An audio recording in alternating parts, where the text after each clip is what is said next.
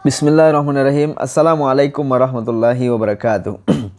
Alhamdulillahirabbil alamin wassalatu wassalamu ala asrafil anbiya'i wal mursalin wa ala alihi washabihi ajmain. Sahabatku yang dimuliakan Allah SWT dimanapun Anda berada, senang sekali saya bisa hadir bersama Anda tentunya dalam program Mutiara Pagi. Nah sahabat, di Mutiara Pagi kali ini kita membahas salah satu Asmaul Husna, yakninya Al-Qudus, Allah yang Maha Suci. Salawat dan salam kehadiran junjungan kita Rasulullah SAW. Mudah-mudahan kita mendapatkan syafaat di yaumil kiamah. Amin amin ya rabbal alamin. Rujukan kajian kita pada subuh ataupun pagi yang berbahagia ini, yakninya surat Al-Hasyr ayat 23. Allah Subhanahu wa taala berfirman, "Huwallahu allazi la ilaha illahu al-malikul quddusus salamul mu'minul muhaimin Al-Azizul Jabbarul Mutakabbir Subhanallahi amma yushrikun." Kata Allah Subhanahu wa taala, Dialah Allah, tiada Tuhan selain Dia, yang Maha Raja lagi Maha Suci, yang Maha Sejahtera, yang menjaga keamanan, memelihara keselamatan, dan Maha Perkasa, yang Maha Kuasa, yang memiliki segala keagungan. Maha suci Allah dari apa yang mereka persekutukan. Sahabatku yang dimuliakan Allah Subhanahu wa taala, Al-Qudus adalah Allah yang Maha Suci. Kata Imam Al-Ghazali rahimallah, beliau mengatakan bahwa yang dimaksud kesucian Allah itu adalah sucinya Allah tak bisa dikotori oleh apapun di muka bumi ini. Walaupun semua orang menentang apa yang disampaikan oleh Allah, Allah tetap Maha Suci. Walaupun semua orang tidak melakukan ibadah, Allah tetap Maha Suci. Maka dari itu sahabatku yang dimuliakan Allah Subhanahu wa taala, kemahasucian Allah tak akan bisa dikotori oleh apapun yang ada di muka bumi ini. Rahmat kasih sayang yang luar biasa. Sahabatku yang dimuliakan Allah Subhanahu wa taala. Namun apa sih pelajaran yang bisa kita ambil dari kekudusan Allah Subhanahu wa taala? Karena Allah Subhanahu wa taala Maha Suci, tentu yang mesti kita ambil pelajaran adalah kita juga harus menjaga kesucian niat kita. Apapun yang kita lakukan di muka bumi ini, amalan-amalan apa saja yang sudah kita lakukan, yang penting luruskan niat di hati. Kita selalu mensucikan niat ini. Kita beribadah bukan karena orang lain. Kita memberikan pengajian bukan ingin dipuji oleh orang lain. Kita berinfak, bersedekah bukan untuk dilihat oleh orang lain, tapi itu merupakan satu tanda ketaatan kita kepada Allah Subhanahu wa taala dalam rangka mensyukuri nikmat-Nya. Nah, maka dari itu sahabatku yang dimuliakan Allah SWT, kita jaga kesucian dan kemurnian niat yang ada dalam hati kita. Karena Rasul juga mengatakan, innamal a'malu binniyat. Setiap sesuatu amal yang kita lakukan harus dengan niat. Maka dari itu, jaga kesucian niat kita benar-benar murni karena Allah Subhanahu wa taala. Ada orang sholat, andai kata disebabkan segan dengan mertua, berarti sholatnya belum murni, belum terjaga kesucian niatnya kepada Allah Subhanahu wa taala. Ada orang yang hanya melakukan ibadah karena ingin diperhatikan oleh orang lain, karena dia adalah calon seorang menantu. Ini belum murni. Bagaimana caranya? Iya, kita murnikan. Kita melakukan semua karena Allah Subhanahu wa taala. Kita murnikan dan kita sucikan niat yang ada dalam hati kita. Yang kedua adalah kita bersihkan diri kita. Salah satu cara membersihkan diri adalah menghilangkan hadas kecil di dalam kehidupan kita, di dalam badan kita ini, dengan cara berwudu. Insya Allah orang-orang Islam, orang-orang yang senantiasa berwudu, mereka akan bersih, mereka akan suci. Setiap menyuci anggota tubuh yang diwajibkan untuk berwudu itu berguguran dosa-dosanya, Masya Allah. Apalagi sahabatku yang mulia, ada orang yang menjaga wudu. Setiap wudunya batal, berwudu lagi. Batal wudunya, berwudu lagi. Dan ini dibuktikan oleh salah seorang sahabat Nabi yang bernama Bilal bin Rabah, sahabat yang mempunyai kulit hitam legam. Pada suatu kali kaum muslimin, sahabatku yang dimuliakan Allah SWT, di waktu Bilal bin Rabah duduk-duduk bersama Rasulullah dan juga para sahabat yang lain, Rasul menyampaikan, "Ya Salabah, saya barusan mendengar bunyi sandalmu di dalam surga." Tentu sahabat lain penasaran. Sahabat lain sedikit agak cemburu. Kenapa? Apa sih kelebihan Bilal? Kenapa dia dikatakan oleh Rasulullah sandalnya sudah terdengar di dalam surga? Nah, kalau masalah amal, Bilal biasa saja. Masalah tampang, Bilal biasa saja. Bahkan beliau termasuk sahabat yang paling hitam di antara sahabat yang lain ketika itu.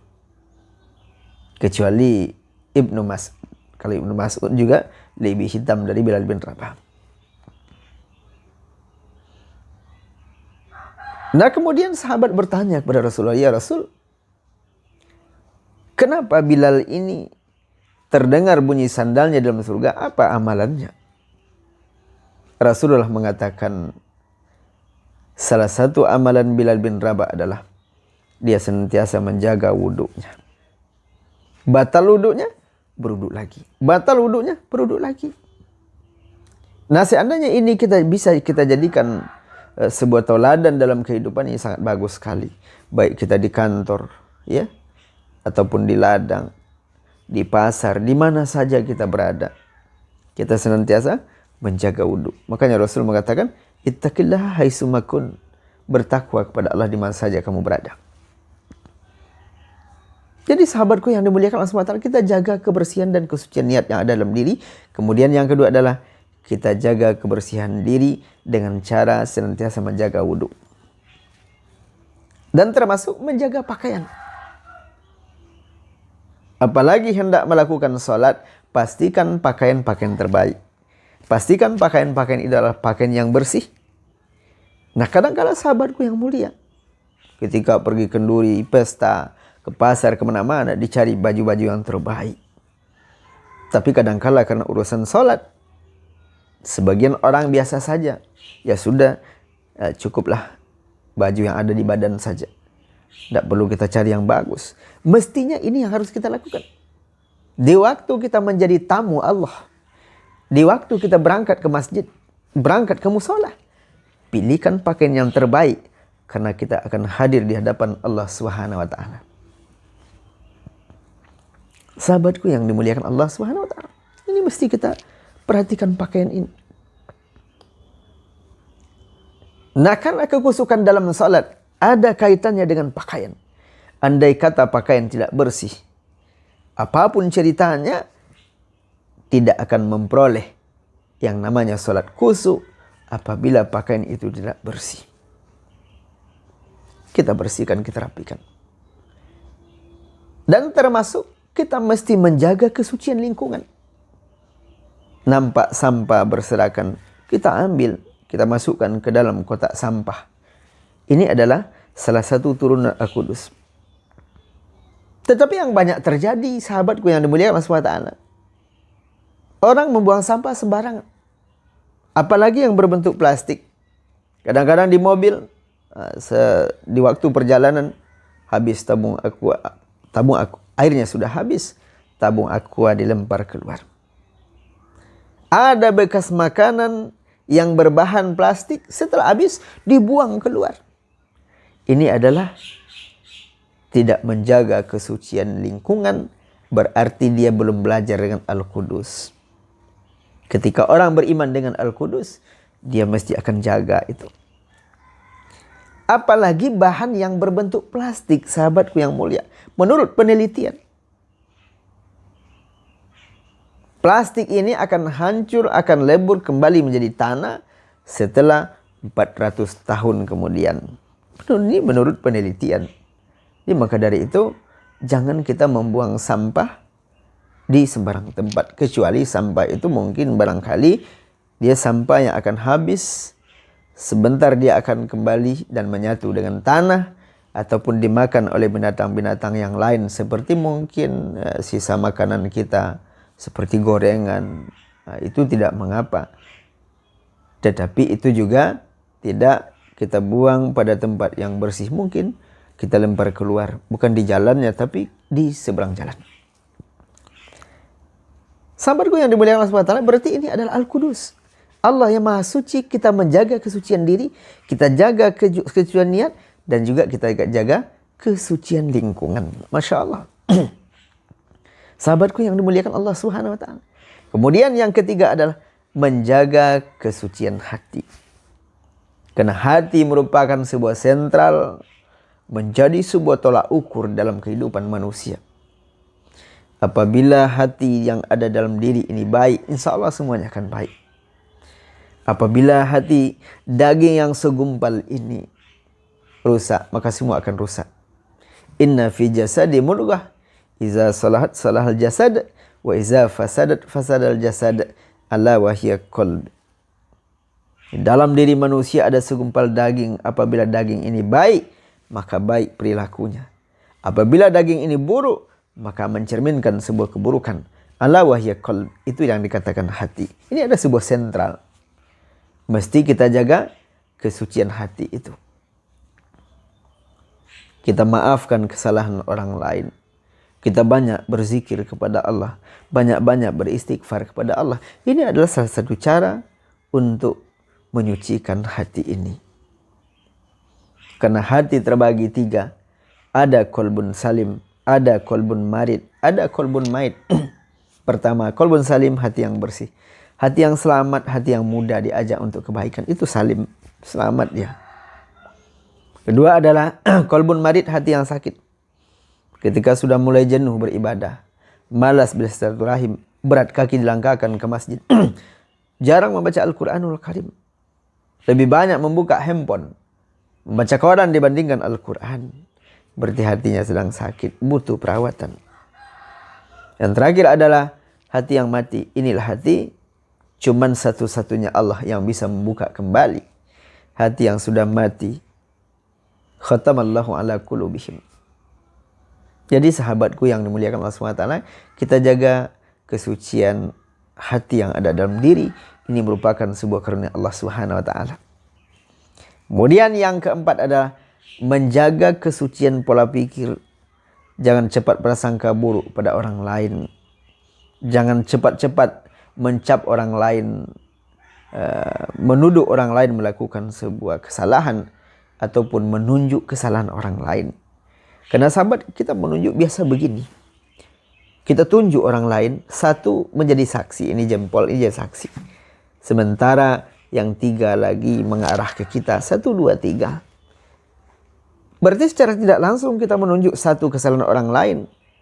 Dan kita menyatakan bahwa sudah menunjuk kesalahan dalam diri kita. 3 kesalahan kita, 1 kesalahan orang lain. Maka dari itu sahabat, jangan sibuk dengan urusan. Jangan sibuk membicarakan aib orang lain. Tutupi aib saudara-saudara itu. Insya Allah, Allah akan tutup aib kita di akhirat kelak nanti. Jikapun mesti harus kita sampaikan, sampaikanlah kepada orang-orang yang memang punya wewenang untuk itu. Mungkin kita sampaikan ke aparat setempat, RT mungkin, kepala dusun mungkin, kemudian baru desa, lurah, camat, kita sampaikan boleh ketika di suatu tempat ada maksiat. Tetapi kalau tujuan kita hanya saja untuk membicarakan tanpa ada solusi, itu ghibah, gunjing. Kita jaga pola pikir kita, jangan cepat-cepat berprasangka buruk pada orang lain. Apalagi hari ini sahabatku, ya, kadang-kadang kentut lebih mulia dibandingkan bersin. Kenapa? Kalau bersin hari ini itu menjadi sebuah aib. Ya, bahkan orang tidak nyaman. Tapi kalau kentut biasa saja. Inilah problemnya hari ini. Sahabatku yang dimuliakan Allah SWT, ketika ada sahabat kita bersin, jangan cepat-cepat. Mungkin dia ini induk corona, jangan. Kenapa? Kita tidak tahu. Mungkin dia lebih baik dari kita. kita doakan. Ketika bersin, dia mengucapkan alhamdulillah, kita jawab yarhamukallah.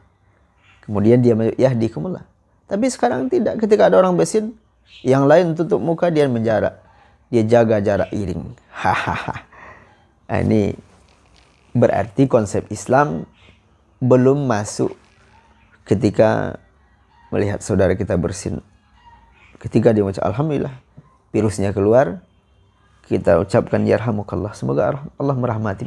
Sayang luar biasa.